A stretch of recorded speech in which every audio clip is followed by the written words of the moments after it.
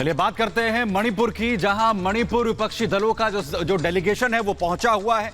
सांसदों के इस डेलीगेशन का आज वहां पर दूसरा दिन रहा, जिसमें राज्यपाल से उन्होंने मुलाकात की और ज्ञापन सौंपा। इसके अलावा पहले दिन चूराचांदपुर और इसके अलावा विष्णुपुर में जो तमाम लोग इससे प्रभावित हुए हैं, दोनों ही समुदाय के लोगों के साथ डेलीगेशन ने जाकर मुलाकात की थी। वहीं मणिपुर में अभी भी कुछ छुटपुट घटनाएं जो हैं कुछ इलाकों से देखने को मिल रही। रिपोर्ट आपको दिखाते हैं।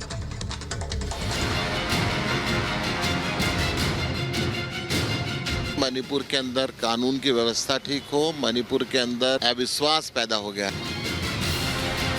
मणिपुर जब जल रहा था तब विपक्षी पार्टियों ने बात नहीं की और सिर्फ उसमें राजनीतिक स्वार्थ देखते रहे। ये सिर्फ अपने स्वार्थ की राजनीति कर रहे हैं। शांति की आवश्यकता है न्याय के साथ, इसी के लिए दरखास्त करने जा रहे हैं ऑनरेबल गवर्नर को। एनडीए का शासनकाल था 10 साल का, उसमें कितनी मदद मिली? एनडीए के शासनकाल में 5 लाख रुपए से ज्यादा की मदद मिली।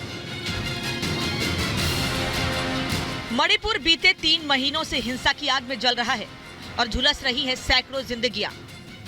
हजारों घर खाक हो गए तो वहीं स्वाहा हो गए हैं सपने, अरमान और छिन गया बच्चों के सिर से अपनों का हाथ। पुलिस के तैनाती के बाद भी अब भी कई इलाकों में तनाव बरकरार है।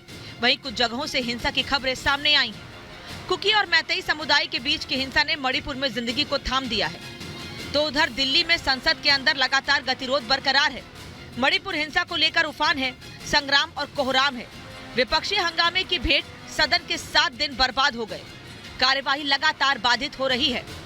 तो वहीं सियासी रोटी सेकने के लिए विपक्षी दल का एक प्रतिनिधि मंडल मणिपुर टूर पर है। हिंसा प्रभावित इलाकों का जायजा लेने के लिए इम्फाल पहुंचा विपक्षी सांसदों का डेलीगेशन राज्यपाल से मुलाकात करने पहुंचा और उन्हें हिंसा को लेकर ज्ञापन दिया।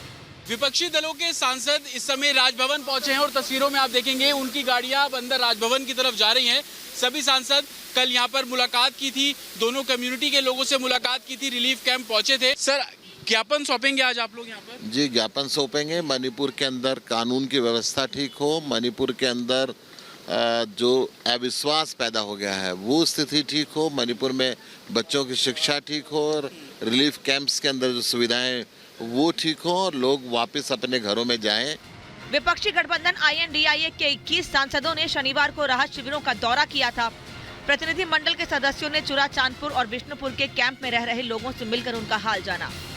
आज राज्यपाल अनुसुईया उइके से मुलाकात कर सांसदों ने दोनों समुदायों के प्रतिनिधियों से बात कर शांति बहाली की मांग की। सारे सांसदों की तरफ से ये ज्ञापन सौंपा गए हैं। हमारे ज्ञापन सौंपने के बाद ये 2 दिन की दौरे में जो चीज हमारे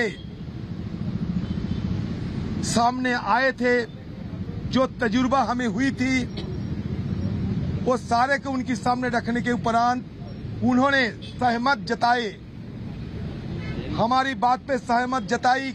शांति की आवश्यकता है न्याय के साथ, इसी के लिए दरखास्त करने जा रहे हैं ऑनरेबल गवर्नर को। तो मेमोरेंडम में सर और भी कुछ ऐसी बातें लिखी हो आपने राज्यपाल के लिए? वो पहले राज्यपाल जी का वो हमारा दायित्व है कि उनको सौंपे, फिर उस पर बात होगी। विपक्षी दलों के मणिपुर दौरे को लेकर बीजेपी नेता सुशील मोदी ने निशाना साधा है।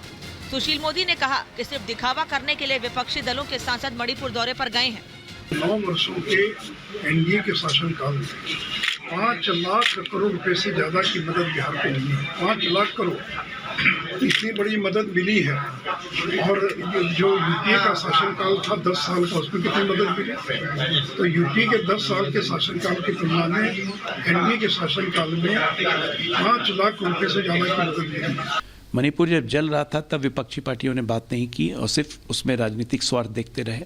आज पार्लियामेंट नहीं चलने दे रहे हैं, मणिपुर पर चर्चा नहीं चाहते हैं, नहीं चाहते हैं कि संसद से एक संदेश निकले कि मणिपुर के जख्मों पे मलहम लगाने के लिए पूरा देश उनके साथ खड़ा है। ये सिर्फ अपने स्वार्थ की राजनीति कर रहे हैं। सरकार की सख्ती के बाद मणिपुर दरिंदगी मामले में अब तक 7 लोगों की गिरफ्तारी हो चुकी है। वहीं केंद्र सरकार ने इस पूरे मामले की जांच CBI के जिम्मे कर दी है। Bureau report, Republic Bharat. और अब